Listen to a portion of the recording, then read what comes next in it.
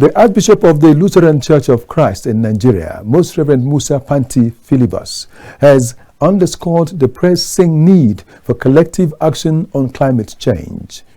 He made these remarks during the Interfaith Climate Justice Awareness and Advocacy held in Abuja. KAFTAN correspondent Samuel Omaji tells us more. It is no longer news that climate change poses a range of dangers that threatens both natural ecosystem and human societies worldwide. Addressing these dangers requires urgent global action to mitigate greenhouse gas emissions, adapt to unavoidable impacts, and build resilience in communities vulnerable to climate change. Here in Nigeria, some religious leaders have stressed the importance of faith-based communities leading the charge towards a sustainable future by addressing threats to human existence, peace, and security. Find ways to work together as faith communities in Nigeria to collaborate to address issues of climate change, the impacts of climate and environmental change that is, of course, already having a lot of impacts on Nigeria, but also globally.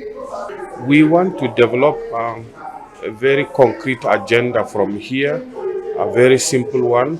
Of course, collaborating with the government is very critical. We are only complementing what the government is doing, but we are not to take over what the government is doing. We will rely on the government to facilitate, to continue to support, but we see our role as religious leaders as very important. Nigerian Interreligious Council and interfaith activist Nana Fatima emphasized on the need to bringing in more hands on deck and also collaborating with the youths concerning the issues around climate change. Trying to create awareness and step it down to the grassroots, because as interfaith activists, we mostly work with community-based levels and bringing in more hands on decks, and I'm so interested in working with the youth as well to create awareness and let them know that climate change is a very devastating factor if we don't look into it and stop it for the nearest future and the next generation to come.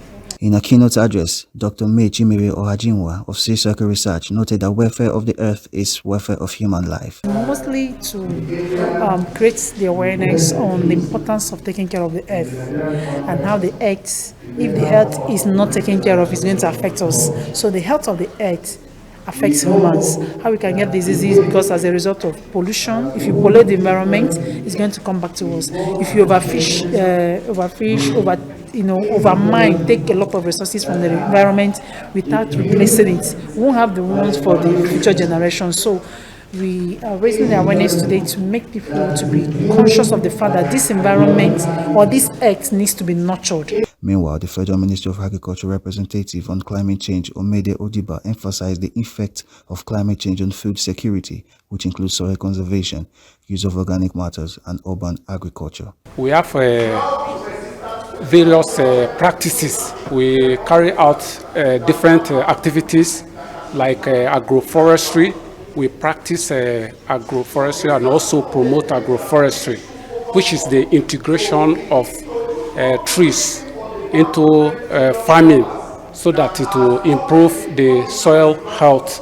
In his contribution from a religious perspective, Sheikh Ibrahim Maina Maji of the Nigerian Association of Arabic and Islamic Studies Teachers elaborated on Islamic teachings and contribution regarding climate change. And there's a prophetic hadith that says that all should be merciful to any kind of creature, be it animal, be it plant, they're all creatures of God.